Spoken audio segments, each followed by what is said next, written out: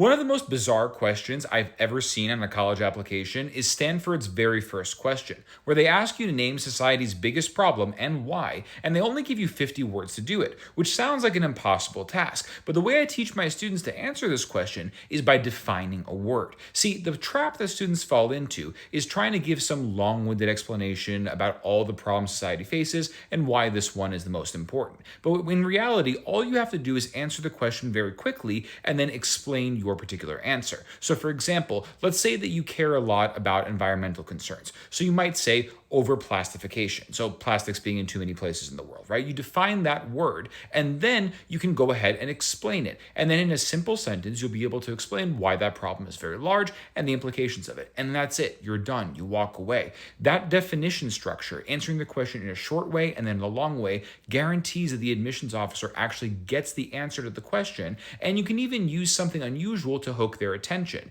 But at the same time, it provides you the opportunity to answer the question meaningfully. So when you guys go to answer that question on your Stanford application, make sure you're following that structure. It'll make it much easier for you to both answer the question completely and show them something special about yourself.